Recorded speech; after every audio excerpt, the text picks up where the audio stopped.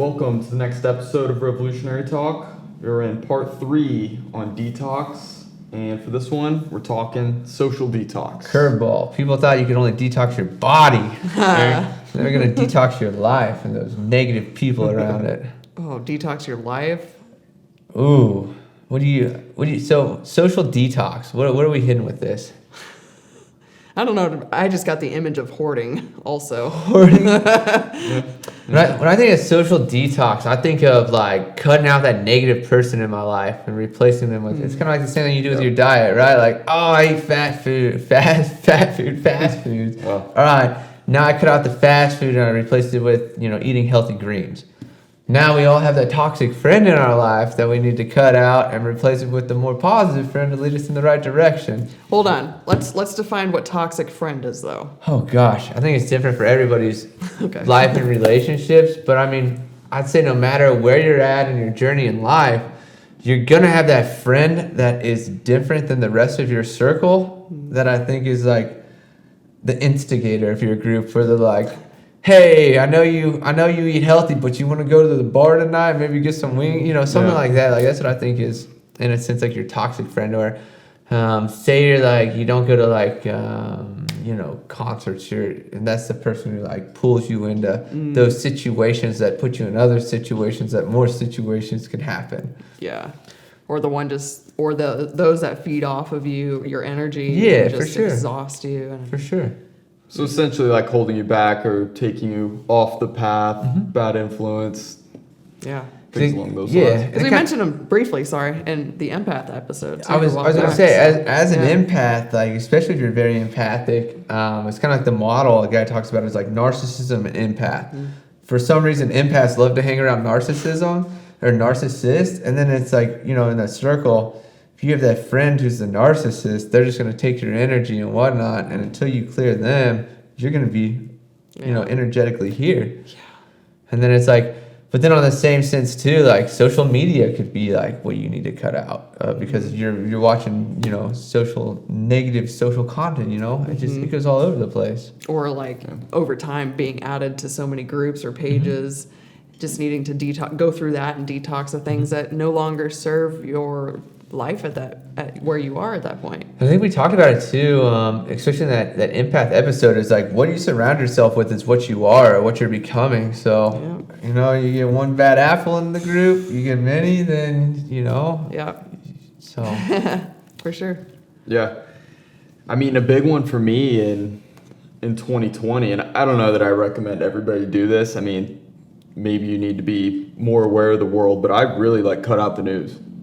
Oh. I was kind of oblivious to things, honestly, but so many other people are still around, telling me what I needed to know. And for me, it was bringing me down so much, keeping up with all the madness going on.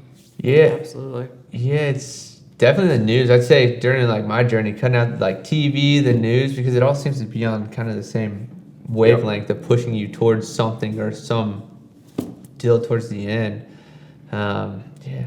I mean, to me, that's a great thing to cut out because it's so easy to just flip on the TV and turn something that is going to be on. But then how many hours or minutes do you end up letting that take away from your day? I mean, not just watching it in the moment, but then your thoughts are then thinking about what you've been exposed to. Yeah, subconsciously too. Subconsciously, it's just feeding your psyche, and then you're like, why am I acting like this? And it's because you're socially absorbing it. Yeah.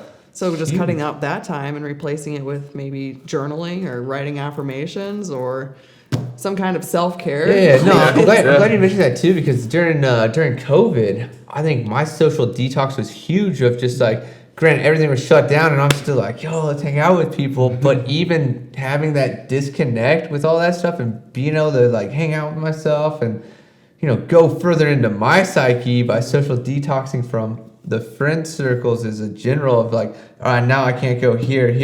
I guess I just have to sit at home and meditate tonight.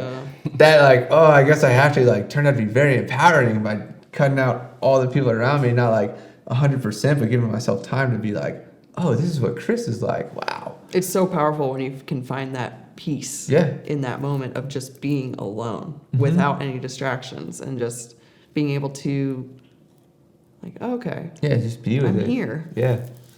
Yeah, it's crazy. But I mean, the tough thing is a lot of times, I mean, we make it sound so easy, but with relationships, sometimes it can be tough to break away because, especially if somebody wants you in their life.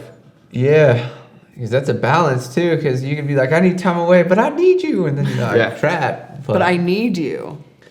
Oh, is that the empath narcissist Well, model? is that the codependency aspect? Yeah, that could of be. it? That could be. Because I mean, obviously, it's like a fine line with Which codependency can Or be it could- toxic too. right, and every relationship's different. For sure. But the codependency aspect, it's like, well, how much of it is actually supporting each other For sure. versus I feel obligated of being in this position that I have to do this for this person because this is where I've come to in my life. For sure. How long is that able to stick with that person until they get so overwhelmed and stressed that is draining For at sure. the same time? Totally. And Yeah. Which is a monster of its own. Oh, and it's sad because I'm sure there's so many that are out there that have to, that endure that, and it takes a lot of courage and strength to be able to keep doing that. But you can only pour so long out of a bucket until it's empty, and you eventually have to fill it up, or else Yeah, then yeah. Ooh, God, that's Oh. deep. going too. deep, really. Like, Wow, yeah. I'm zapped. same, man. I feel it in the noggin.